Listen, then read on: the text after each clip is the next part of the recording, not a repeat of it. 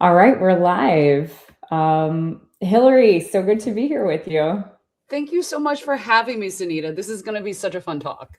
I'm super excited. One, because I always feel like I love our conversations. There's so much to talk to you about always, and this topic in particular is one that I think has come up a lot in our community, and I think you have some really interesting perspective to share. So we'll give it a second for people to stream in here. I see a couple friends. Dr. Dybel, hello.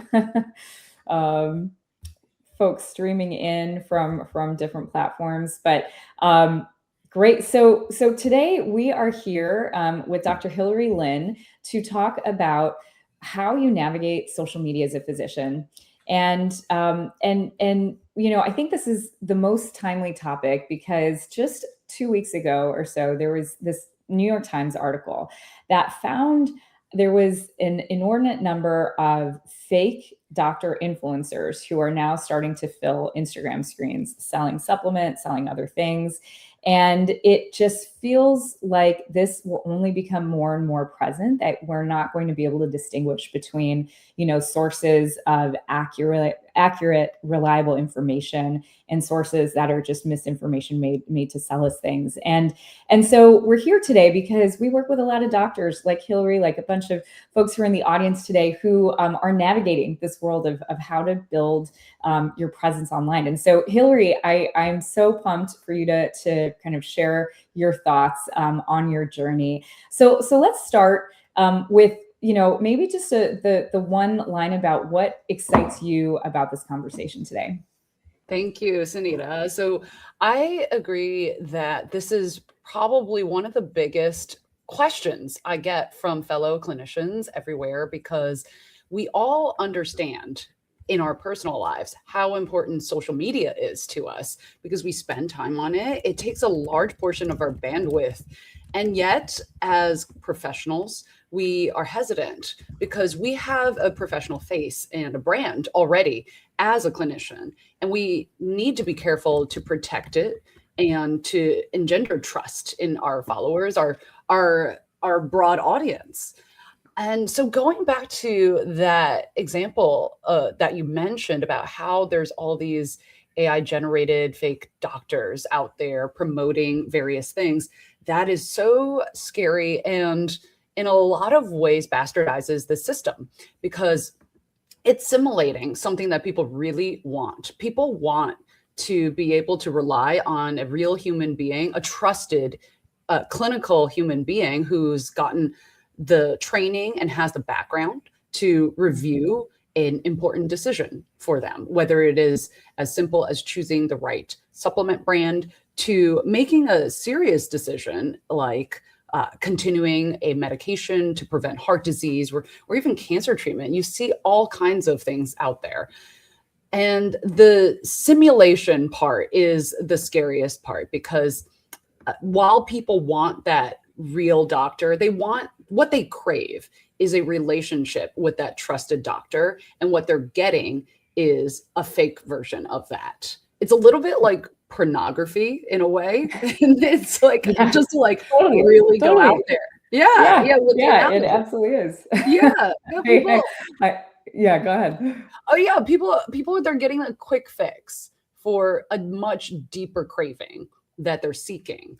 The It's answers. so it's so interesting you frame it that way, right? Because it's like on its surface, it sort of gives you that hit of getting I'm getting this need filled. I'm getting information that, I can on one side push myself to believe is true. But if you really click in, right, it's now going to be more important than ever to, as consumers of information anywhere online, to come at this information with a sense of who's actually saying this. How do they know? How do I know I can trust them? And so I think there's both onus on us as consumers, but also on more experts like yourselves, like the doctors in our network, to become more active in terms of voices out there on social media.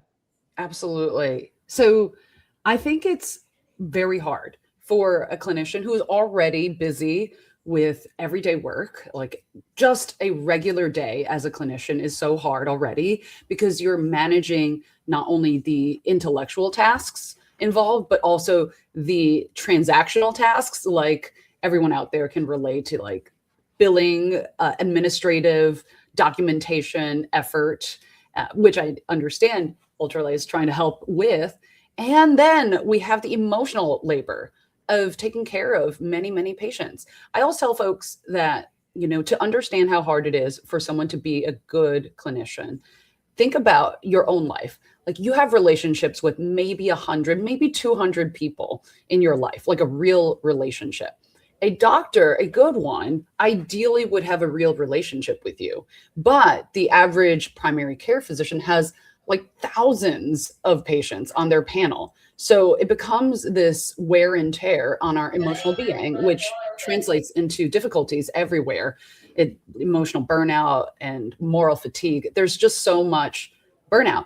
And then take on top of that, now we're like, okay, you have to have a professional brand. You need to One more communicate. thing. Yeah, with a public audience. And how do you even do that? It's not something we're ever trained for any part of the way of medical school, residency, fellowship, so on and so forth. There's nothing about it anywhere. So we're just relying on the clinician to figure it out on their own. It's a lot. It's a lot, and it's a lot to have to navigate. Yeah, like you said, this new uncomfortable way of trying to put yourself out there, and so help us think a little bit about how you became comfortable with your approach, because I thought you shared something really interesting. You shared about how in your previous roles you actually almost like shied away and were afraid of being more vocal about your sharing your thoughts and opinions.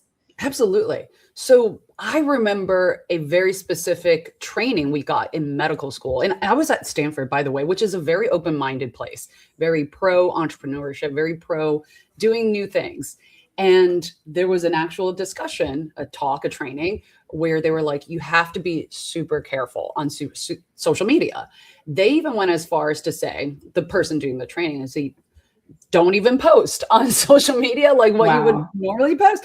And there was a little bit of that like stuck in my brain. And to this day, I'm very private on social media. Like when I go out to hang out with friends, do regular social things, if you check my social media, I don't post anything really about my personal life.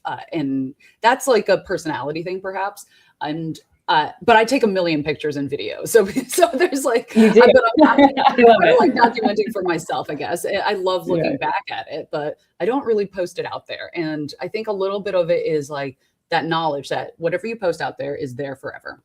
So that's very scary as somebody whose entire professional currency is based on trust.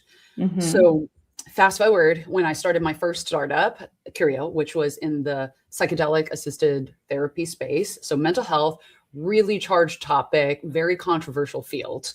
I was very afraid of posting publicly about strong opinions about it. That is a way people get attention, is posting provocative things on social media. And I just was not very comfortable with that.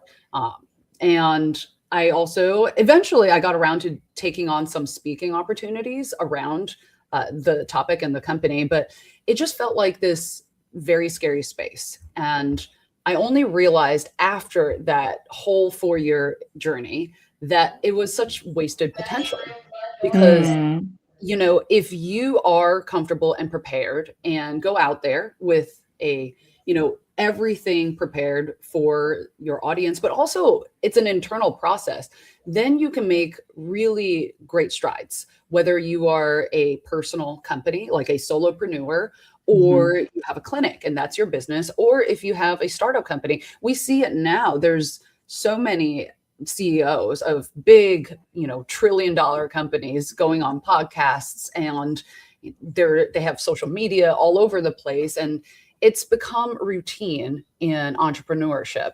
So it was a very, very hard journey, and I'm happy to dive into what that required for me to get from point A to point B, actually, because it was a very deep Yeah. journey. Let's go there because I think I'm imagining a lot of people in the audience who are tuning in who are clinicians, or even non-clinicians all resonate with that. I know that story even resonates for me as somebody who's had to get comfortable trying to build more of a public persona as a founder and entrepreneur. And so how did you start to orient yourself differently to see this as something actually valuable and worthwhile? So there's 3 layers. Let's try to frame it as 3 layers just to keep it straight of creating a professional brand on social media digitally. And there's the external layer, which is what a lot of people ask questions about. The Mm, external layer is stuff that a social media manager or a content manager would help you with: production and actually, posting the right things at the right time, that sort of thing. mhm, People ask a lot of questions about this layer because it's the most tangible. But I actually mm, think it is far from being the most important layer. And so going in, there's 2 layers that are more internal work. So mm, one is how you present. And so that's just basic communication skills and getting comfortable with that. Speaking well, not interrupting yourself, those kinds of important skills. But even more important, and I think this is important no matter what you do. I'm stating this in the frame of communicating online, but this is important whether you are a writer, whether you are building a company authentic to your own being. It is so important to get straight the why of what you are doing. So if you are getting online to communicate with the public, why are you doing it? Is it mhm, simply something transactional? And no shame on the influencers out there who are trying to make money. They mhm, are promoting items to sell it, and that is their purpose. And maybe there is a deeper purpose. They're making money for some reason that means a lot to them. For a lot mhm, of clinicians, that's not primarily the reason. I'm not going to say that's the case for everyone. There's going to be some influencers whose that's their main motion and their reason. But for many of us, it might be trying to get more people to recognize that we have a clinic available and we want people to know us better. Or it may mhm. be, in my case, it's a lot of just projecting a lot of what I've learned out to the public and sharing my knowledge with people. I get a lot of personal fulfillment from that just in itself. Like, aside from literally anything else, when people ask me, why do you create so many long form YouTube videos? I'm like, honestly, it's more about the process that I enjoy. It's learning, it's planning, it's communicating, and then hearing people's engagement and feedback. That gives me so much more fulfillment than possibly any other reason for creating content. But that's not I everyone's reason. You just have to know what it is for you and to really articulate it for yourself. I love that. I think the um, being honest about it and acknowledging that there's no wrong answer there is really helpful because then it gets you into the process and the mindset of okay, what starts to flow in terms of what you want to talk about and what direction I'd imagine. And I think it's really important the way that you frame that the external the sort of capabilities of communicating and then just your why. And so, can you talk to us a little bit about once you have that why, how did you translate that up into the rest of the layers? Yeah. So this is yet another long-term personal journey where, all of us went into medical training who, those of us who have gone through that long training path for a lot of different reasons. Perhaps it was this, ideal from childhood, like you want to help people, or you're really curious about biology, whatever it is that got us into the training path. And I think it takes us a long time to figure out the real why, Hmm. because we change through our lives. Like, I know when I was a kid, I had all these ideals, like as a child. I think of myself as like my 18 or my 25-year-old self. That was like me in my childhood, almost my adolescence. And things have changed. Like, life changes and you recognize more and more of yourself. I actually feel like now more than ever, and I hope this continues in going forward, I feel more in touch with my true authentic self than ever. And that makes everything easier. So back to kind of what we were talking about, I think it's really important for people to get in touch with themselves really deeply, to understand before they proceed.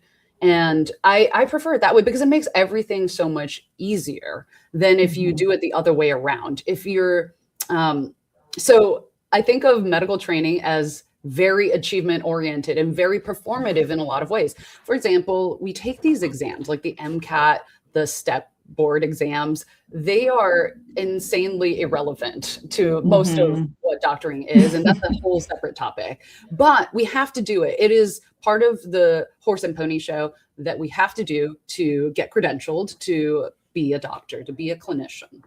And I think most of us who grew up in that sort of system, we get stuck on that. We're like, we need labels, we need credentials, we need certificates, we need approval from an external validation body. And it's hard work to flip that on its head. And it's taken me nearly a decade. I've been a founder now for close to a decade. It's been like something like 7 to 8 years or something. It feels like it's been a lifetime because it's been a formative part of my life. But throughout that time, I had to completely flip it on its head. It's like, discard all of your desire for external validation. Think about what it is internally that fulfills you and start from there. And that's really, really hard for people, for professionals who had to do it the other way first. Totally. We had to achieve first. We had to get the credentials first. And now you have to change your entire workflow, your entire philosophy of how you do that. Not easy work. I similarly like resonate with that. And I think there's also just this tension because it also feels like putting things out on social media, there's almost this inherent feeling of like you are doing it for others. You're doing, you like start to post and you want to see engagement, and then you want to kind of start to post and understand things that are going to get responses and likes. And so it's a little antithetical to actually realize, pushing too far in the direction of doing it just for others might actually not get you to where you want to go versus doing it for yourself. But can you help me unpack that a little bit? Because it's kind of an interesting tension. Like it seems like there's some tension there. I agree, because it's not always one or the other. Because, for example, let's just take my own thought and mindset. I do this, like I said, largely for myself, but you get momentum and energy when it serves others. And that's also a part of it. Like we're in a profession where we're serving others. And I should hope that all entrepreneurs do as well, even outside of healthcare, but especially in health, whether you are a traditional clinician or an entrepreneur yourself, it's about serving the world. And to that end, you do care about what other people think in some ways. Hopefully it's at a deeper level, not simply like, oh, people think I don't know, I looked really good in this particular clip, or, they gave me a lot of likes or something like that. So you want to get beyond that. You want to understand, like, what is it that you can do or I can do to serve others at a deeper level? And that's what keeps me going, because sometimes you can do something so silly, and I'll just bring up real examples. I'm on a number of platforms, and I would say I have drastic asymmetry as to what platforms I succeed more on and what I don't. And it completely reflects my way of thinking and my personality. So, for example, I love making long form. So whether that's YouTube videos or writing, that's what I excel at. And that has proven out in terms of, my engagement numbers, my signups and so forth. They work really well for me. I do much less well with attention seeking sort of platforms is how I think of it. But, the fast attention, like the TikTok short clips. Similar, yeah. And it's, and that's a different art form, by the way. No, nothing against that. It's just a different art form. So you have to find what feels most authentic to you and your version of communicating with the world. For me, I just love diving deep, and that's why the long form fits my personality. Some other people, they're super good at making something funny, for example. And, maybe it's a smaller point because you can't fit that much in, 40 seconds. But that one hit can communicate with a ton of people much more quickly. That's a superpower in itself. So what I'm trying to get to the point is you have to figure out what you're naturally good at and what you tend towards. So if you do what you're good at and you find that ikigai, like, what you do well at and what the people pay you for, that kind of a thing, then you can keep doing it and you will do it better than anyone else. And so that's my approach towards, what platforms, what kind of content I create. And it feels like, I love that principle of ikigai. If you aren't familiar, this Japanese principle of really finding what gives you flow, because it's an intersection of what you're good at, what the world needs, and what gives you happiness, right? Like I forget, those are the three dimensions. What you can get paid for, right? Too. There's like a and so exactly. And the idea that you probably have these intersections that live in a space where it comes back to your goals, actually, and that internal motivation. And so let's maybe spend a second more on goals, because I think that's an important place to focus on. Like, we have people here who have a variety of approaches to their clinical practice right now. They may be, small business owners with their own clinics. They may be thought leaders. They may be working at companies, different angles here. So think about, going back to goals first. Everybody might have a slightly different reason for what the goals are. What have you seen besides, you might have attracting patients, building a professional reputation? What are these other lists of goals that you might be sort of getting in touch with when you come to your internal motivation? Yeah. A digital presence and social media in general is so powerful because you can wield it however you want. So, but it comes down to communication and what you're projecting out into the world. That's the main point. And so I've seen, just in the healthcare world, people who want to drive more traffic to their business, whether that's a clinical business or an adjacent business.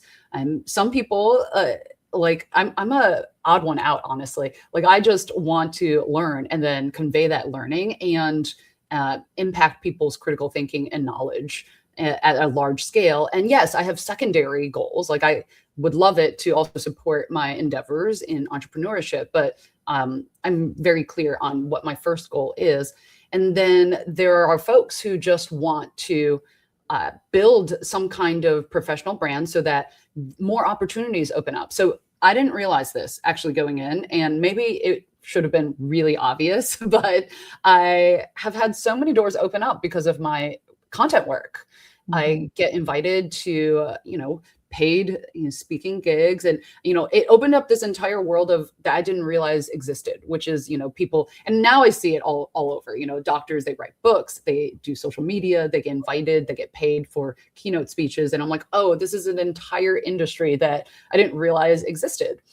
So some people do that, and some people, they do it because they have a mission due to some sort of personal experience. Perhaps it's to advocate for a particular problem that they see in the healthcare or, otherwise world. And finally, there's those who are employed. And when you're employed, it's tricky because you are acting for your employer in a lot of ways. So you have to understand what they're okay with, what their goals are. And this is so hard. I have friends who work at healthcare systems, and it's so hard to find that balance between, what's allowed essentially by your health system, and also keeping in mind that you are still an individual professional. I actually think with AI and the way the world is going, we are entering a future, a very near now to future, where your individual brand is vastly more important than any of these big brands. And so if you are currently employed, especially at a big company, that's really tricky because you may not be allowed to post about something that you're thinking because your employer doesn't allow it, or it may contradict what they're saying, or it may reflect poorly. And yet is so important for you to build your own personal brand, because that's what opens up, again, opportunities and doors. Like, we don't stay at the same job forever anymore, unless Right. you are the founder. And sometimes not even founders, right? You know, you are an individual, and your personal brand matters more, I would argue, than any like company brand. And Yeah. so finding that way of communicating with the world as that personal brand while you're employed might be the trickiest case that we've Yeah. discussed.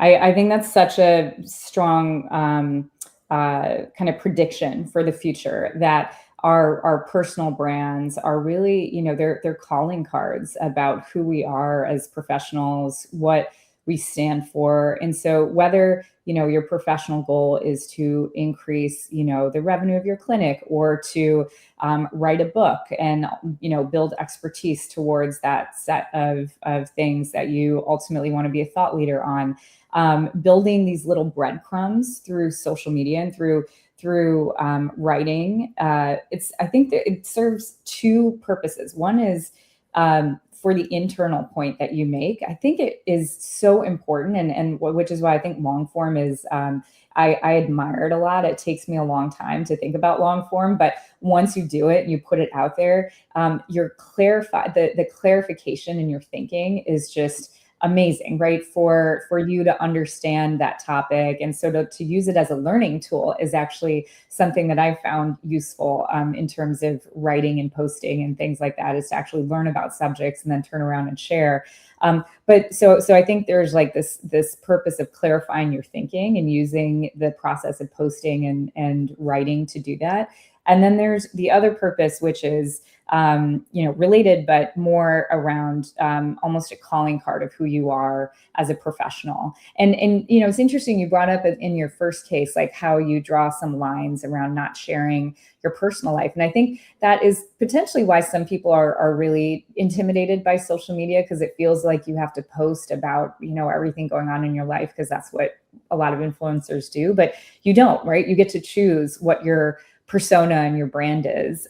So I'd love to talk to you about that a bit, about how to think about your personal brand and what advice and guidance you have for doctors who are listening in. So something I've been thinking about lately is the pros at fame, right? The pros are celebrities. And let's just use Hollywood stars, because, you know, we all know Hollywood stars. What do Yes. they do? Like, some of them, they use their personal lives as a vehicle for communication. So Mhm. those who just share like random scenes from everyday life on Instagram, and people love that. Like, people love it when you do it. So there's definitely real value in doing that. But then there's others who are famously private, and they have no social media, or they might even use a different name. And then if you like zoom out, they're all famous. They're all successful. So it's kind of like the same. Different flavors. Yeah, Yeah. yeah. Like, you Mhm. can do it however you want. There's power and there's value in different ways of doing it. Yes, if you are comfortable with being more open about your private everyday life, maybe that's your tool that you are wielding.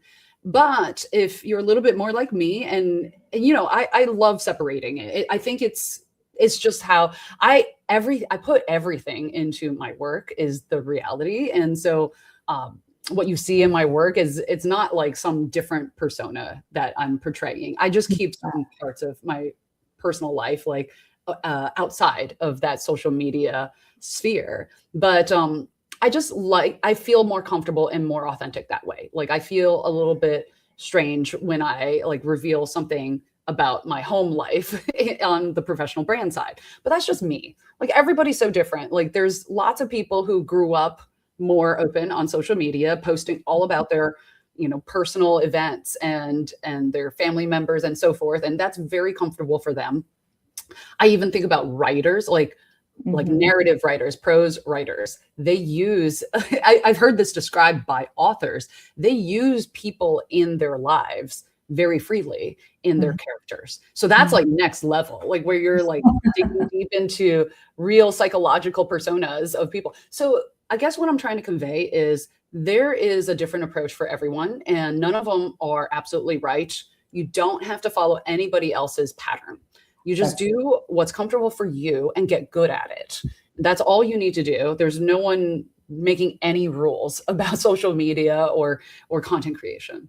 Yeah, I think that it really resonates. I used to work at Meta. I not specifically on Instagram or news feeds, but I'm very familiar with how these things work from the inside. And one of the important things that you start to realize, like the content that is interesting to people and that does get more engagement, is people call it authentic content, but like that can mean so many different things, right? Like it can mean, and it really just means like, what is authentic to you and how does that come off? I actually think that doesn't mean you have to be in your house and doing things where you're showing people your life. It just means, it has to make it feel like you're not just reading a really bland, Yeah. kind of vague and generic thing that everybody else is going to say, but it's bringing your own unique voice in a way that is you. And so, yeah, I think it's a little bit hard to give anybody a clear framework because it really has to come from yourself, right? And just what feels authentic to the brand that you're comfortable being known for. Yeah. I constantly think of it. What works well for me is thinking of it as thinking in public. Like we talk about building in public for entrepreneurs. People love that. They're like, oh, they understand why you made certain decisions and so forth. And not everybody is in the traditional world of building a company, for example, in public, but we all think at some level. And I think social media is a almost direct translation of our thoughts. I mean, it is for everyone. It's just how much you actually curate those thoughts and whether those thoughts are authentic to you. When let's just use a very extreme example of somebody who might be on social media purely to promote. They're a promotional figure. Maybe that's their entire job. And that the reason why it can feel inauthentic is because you're forcing yourself into a role that doesn't speak to your real thoughts. Like, and that's why I find it so hard, by the way. Like I get all these pitches all the time asking me to promote some item or another. And I always feel uncomfortable directly pitching anything unless I'm actually like using it in my real life. And those are actually the most effective pitches and promotions. And that's for everybody, not just for me, because like you have to feel it and think it authentically.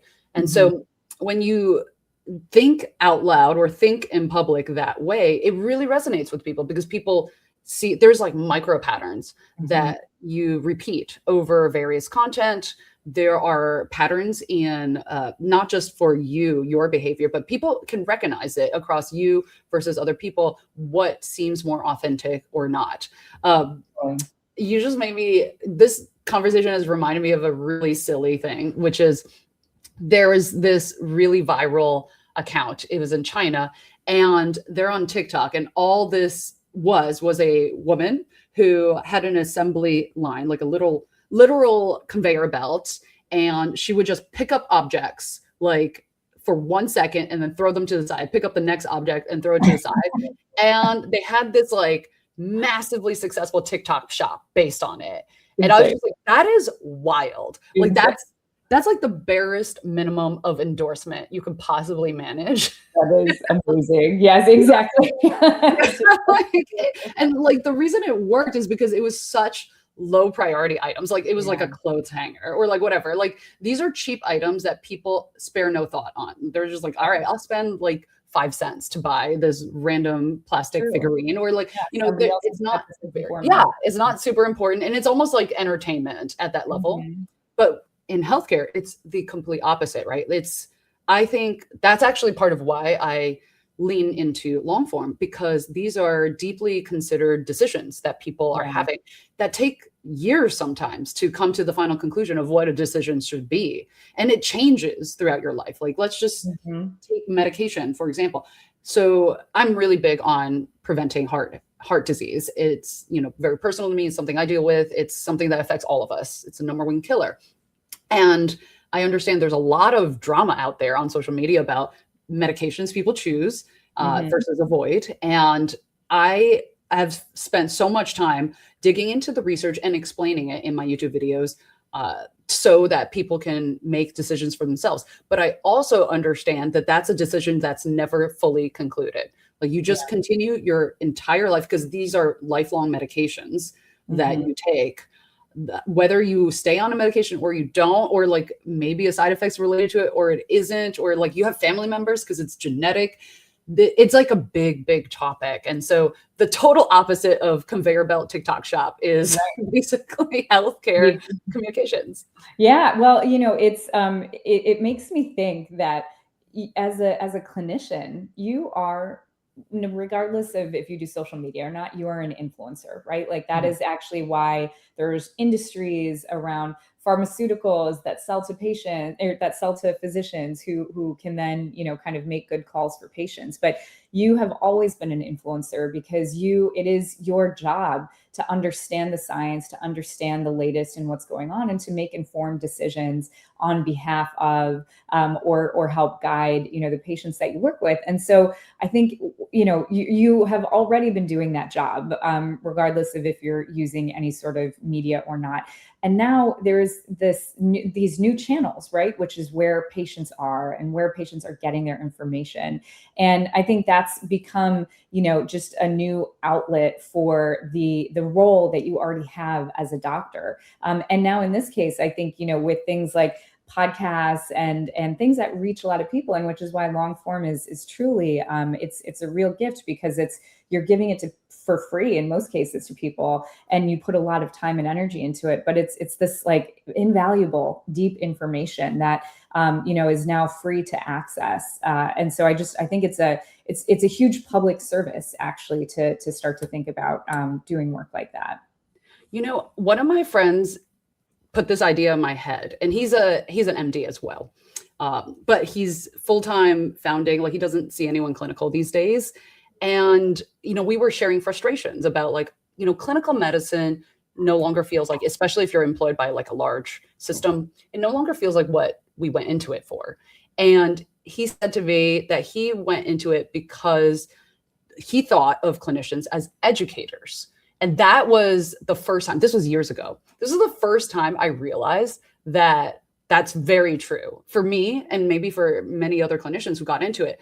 We're meant to be a bit like philosophers, where we take in raw data, information preferably from science, but also some anecdotal evidence, because we see a lot of patients and we see a lot of journeys for long time periods.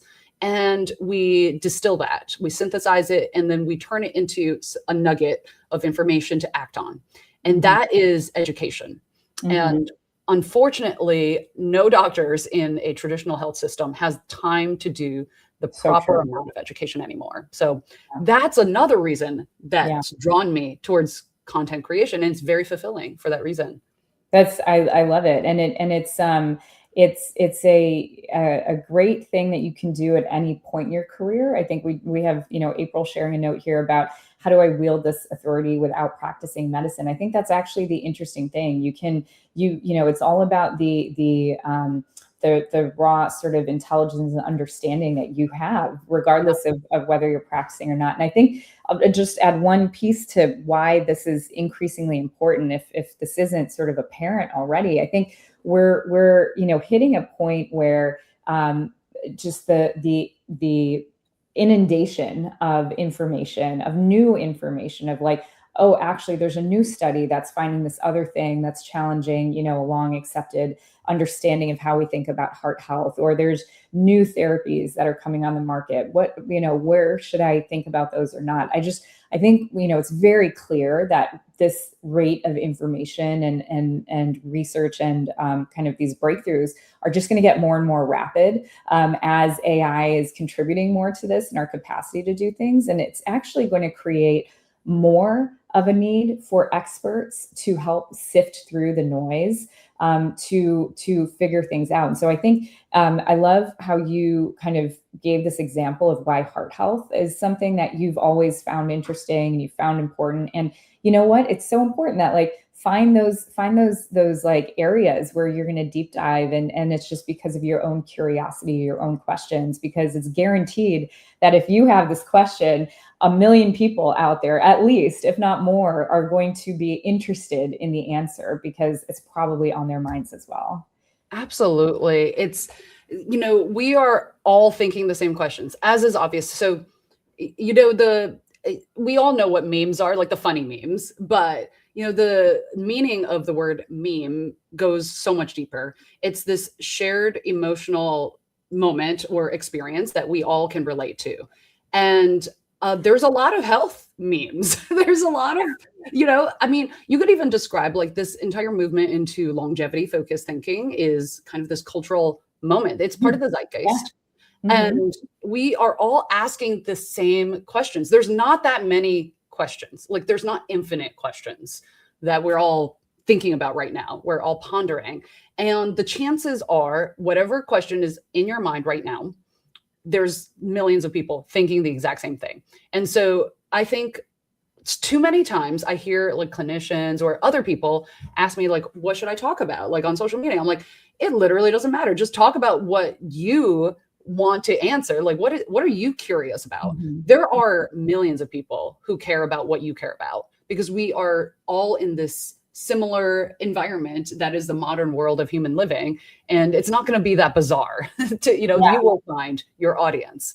That's right. That's right. Well, so I'd love to turn more into some tactics, because I think that also becomes like the daunting thing. Now we've talked about, finding your why, understanding your goals and motivation, and sort of getting over the hump of like, okay, but now if I'm, thinking about how to actually get started, what advice do you have and what learnings do you have of what to do and also what not to do in the process of building your presence online? Yeah. So I'm going to give sort of my personal experience and also like the real advice too. And I frame it that way because I recognize that I had an opportunity to take a lot of time to think about this for myself. And not every clinician out there has that, whether it's because you are very busily employed and you cannot take a sabbatical, or maybe you have a family or other dependents who rely upon you and you don't have the brain bandwidth. So I actually had the opportunity between my last startup and my current one of almost a full year sabbatical. And that was an amazing time for me because I got to, do this whole entire personal journey that I was talking about before and get in touch with myself about my why and set up all the processes myself from ground up. That's obviously very impractical for many people listening out there. And so to give you a few shortcuts to get started, I prefer, doing everything myself or doing it myself first and then having people help me. And that's how I did everything. So for example, I figured out my entire setup, this whole setup over here. I figured it out. I started recording my YouTube videos myself first. I recorded very, very terrible YouTube videos in the first few months, and you will never see those YouTube videos because they're gone now. But I learned by doing, and that's how I prefer to do it. So I understand the entire process from ground up. Yeah. But it also stemmed from my personal interest. Like, obviously, I didn't dig very deeply into becoming a TikTok star because I'm like, it just wasn't as interesting to me. But people who genuinely enjoy it and figure it out, that's how you get really good at it. So a lot of folks out there, particularly clinicians, are very tempted to hire agencies. And nothing wrong with that. I actually think that can be quite helpful for especially if you're already a big bustling business and you want to just grow to get to your next step. Maybe that's the right answer for you, building an agency. But I would say for many of us who are either solo or small team founders who have an idea, a concept, or a message or brand that you want to bring to the world, it's always better to understand the whole process yourself. So doing it yourself at some level first before you start hiring and contracting people to help you. Yeah. So that's like groundwork. And so doubling into like doing it yourself, like talk us through kind of an example of how you might start to do it yourself. I mean, let's say, you're thinking about, especially this long form YouTube content, which like takes a lot of production. Are Yeah. you sitting there and, writing up and doing, like, what's the research that goes into your Oh, episode? yeah. And then So turning it I into. would do it all myself, and definitely I use AI to help with the research. The research is probably the biggest area that AI helps with Mhm. because there's so much research, and I hold myself to a very high standard for the frontier level evidence.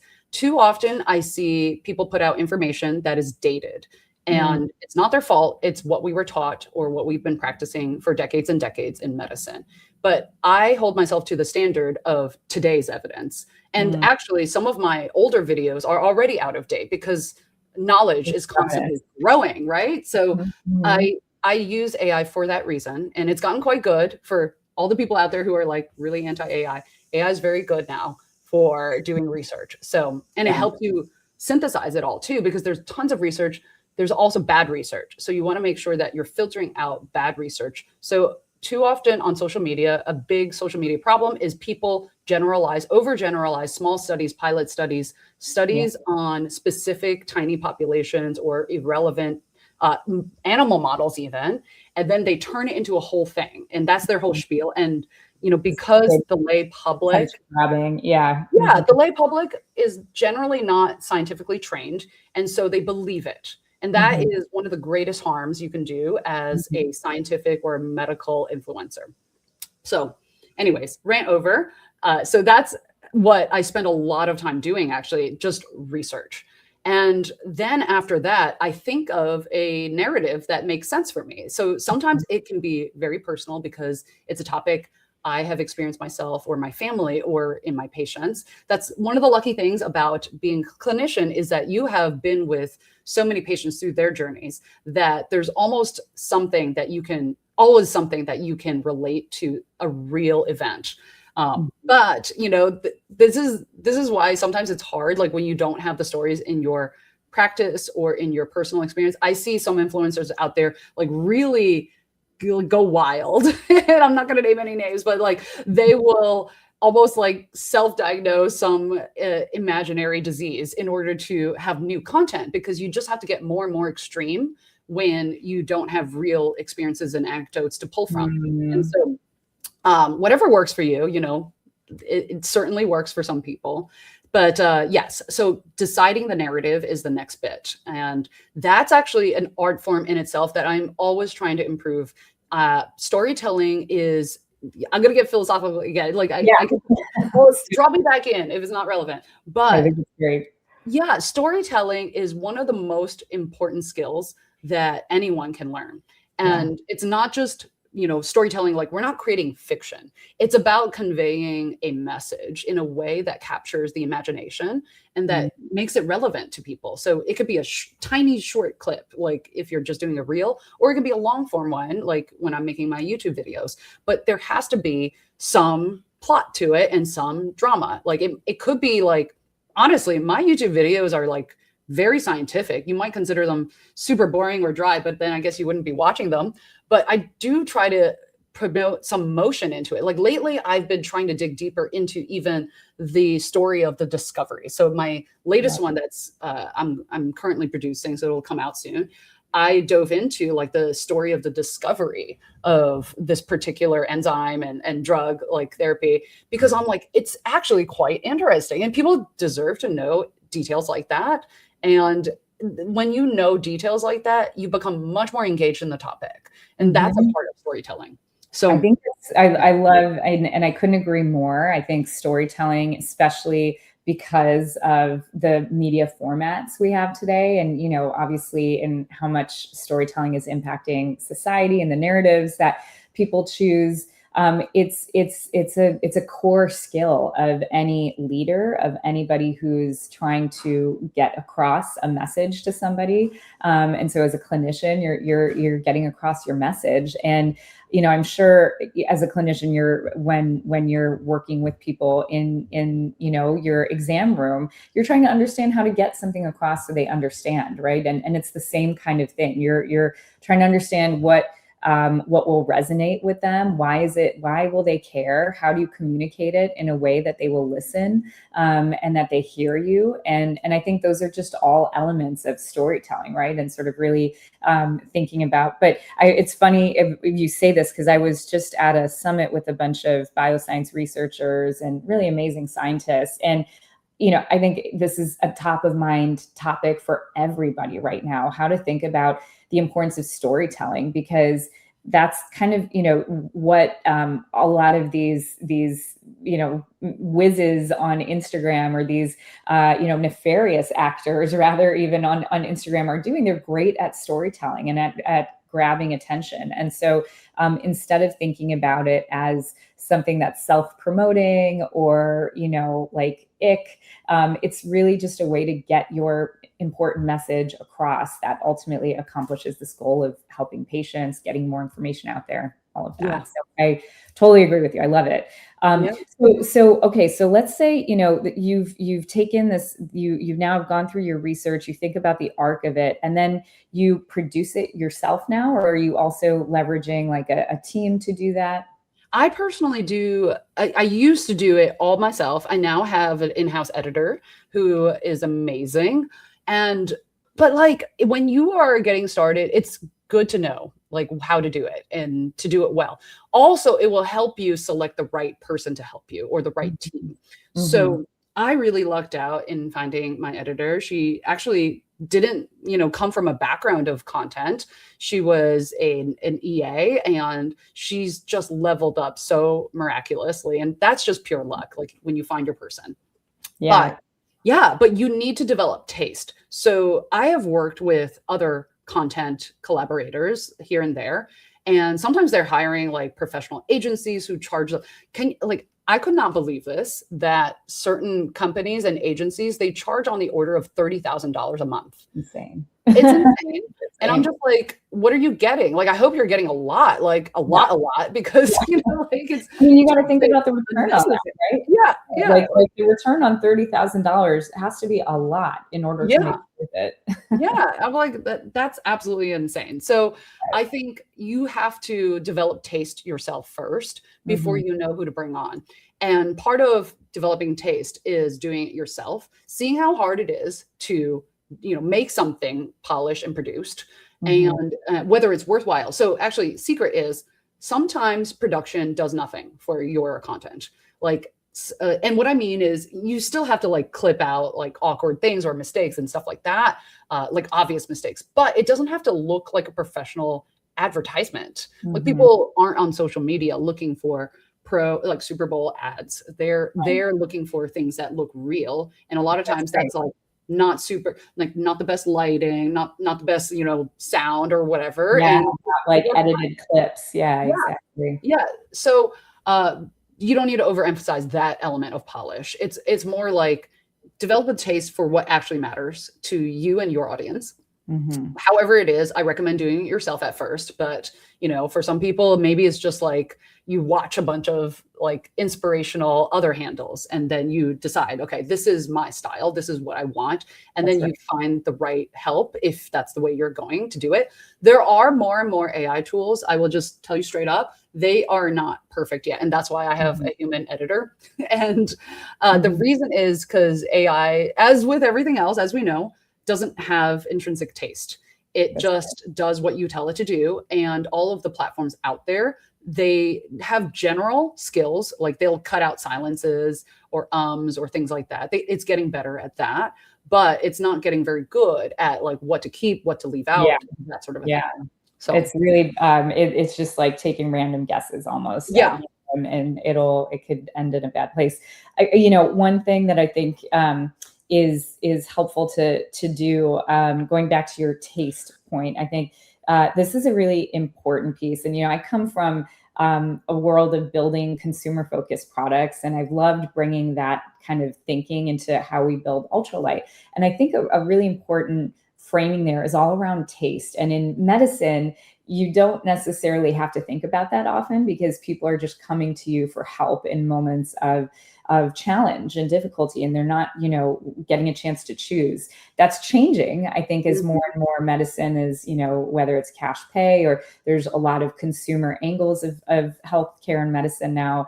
And so, as consumers, you think about what draws you in as well. Like you want to have something that emotionally resonates with you, that that resonates with the personality that you connect to, the vibe you connect to. And so I think it's a really helpful exercise. If you don't have a sense for like what you mean by taste, like go out and create a list of 20 or 50 of the influencers or the accounts that you're like, oh, this is content I trust or I like or is doing the things that I want it to. But build your taste by referencing against others. And I think that's one of the most important steps to start with. Yeah. Yeah. You need to have judgment, and taste is judgment. So yeah. I totally agree. And I know, people are probably looking for like really tangible tactics as well. Yeah. So beyond production, I think it's valuable to think about your entire stack, the vertical of your media arm. So for all businesses, whether it's a really thin stack or a much deeper verticalized stack, like a full funnel, as like a full big company would have, there's some stack that you're dealing with. So there's, I'm going to assume everyone understands like a funnel strategy, but, there's top of funnel. So where you get your leads, and then you want to qualify your leads to the people who are going to convert. So conversion is what action it is you want them to do. It might be, signing up for a clinic visit. It might be signing up for your company wait list or whatever it is. So I think every part of that funnel requires thought and design. So top of funnel typically is something that is much more broad reaching and less thoughtful. So I think of, Instagram Reels and TikToks or like X posts. They're very low relational value, but it grabs a ton of attention all at once. And then there's the things people are kind of with low intent looking around, right? So you might grab their attention. Yeah, exactly. When they're kind of just in random discovery. Yeah.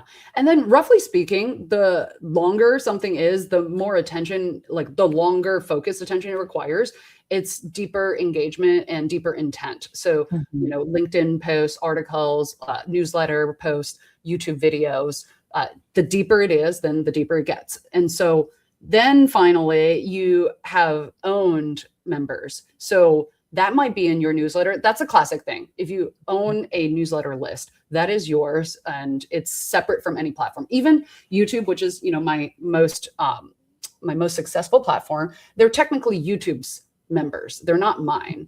And so, a good strategy is to figure out how to at least convert them to something that is yours, which is owned subscribers, right, on YouTube or a similar. Exactly.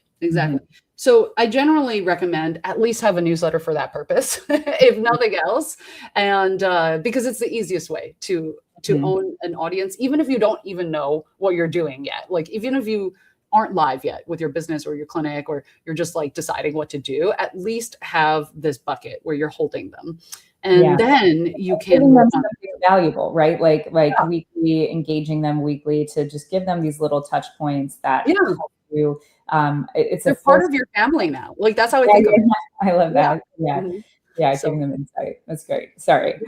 Yeah, no. And then you get to the final conversion that you're thinking of, like from building this whole funnel. And that's, where people go. And I fully admit, so this past year I've been in this like build mode and it's been messy. Like my conversion has been totally all over the place because I'm like, I don't have like a live platform. And, my clinic is really small on purpose. So I don't necessarily want to like convert a bunch of people to sign up for my clinic. And so it's been like a big question mark sometimes in my path and my journey. But I'm like, that's fine. Like, again, going back to all of it, this all stemmed from me just wanting to get out there and build this whole group, this audience for itself, not even for any particular conversion. And it has actually made it a lot more authentic as a result, because I'm not so focused on a sale. And that's what I love, is not focusing on a sale. So. That makes tons of sense. And I bet, interestingly, when I think about just observing your path and what I see the kind of payoff recently, like you're in a lot of you're getting called to speak and to lead, these summits and being pulled in as a thought leader. And that really feels like the goal you were setting out to do, is to establish yourself as a thought leader. And, kind of over time, it might be a slower, more nebulous process, but it's really cool to see how much that's paying off. It's self-actualization in public. Call it It that. is.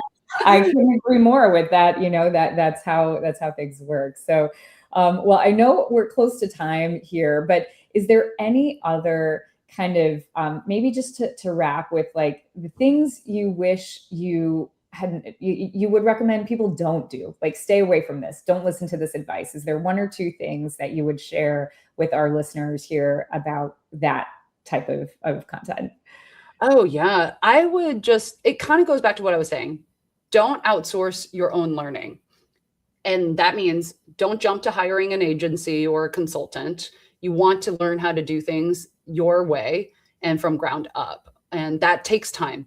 So I know that sounds scary, but it's so much more worth it in the end. It'll be more enjoyable. It'll save you time, a ton of money, and it's so worth it. So it all comes back to focus and time, which is the hardest currency to get for all of us busy clinicians. But it's so important to build that protected space. And just keep in mind, this is an investment in yourself, your career, your own self-actualization. So it's important, not just like a random thing. It's really important for yourself. Awesome. Well, thank you so much for joining, Hillary. I'm super excited for everybody who tuned in. I actually, have kind of a selfish call to action, which is, if you are, I deeply believe and would love to see my feeds filled with more clinicians I trust and information I trust. And so if you're on the fence, or if you're thinking about it, and you need like a support group, get in touch, because we're thinking about ways to create more community around this, with Hillary, with Ultralight, and we'd be happy to help on that journey. So thank you again, Hillary. Super insightful, so fun to have you in conversation. I really appreciate it. Thank you so much, Sunita. This was such a pleasure. And anyone, feel free to find me. I'm thankfully findable, but I'm Hillary Lin, MD, on all of my platforms. Excellent. All right. Thanks.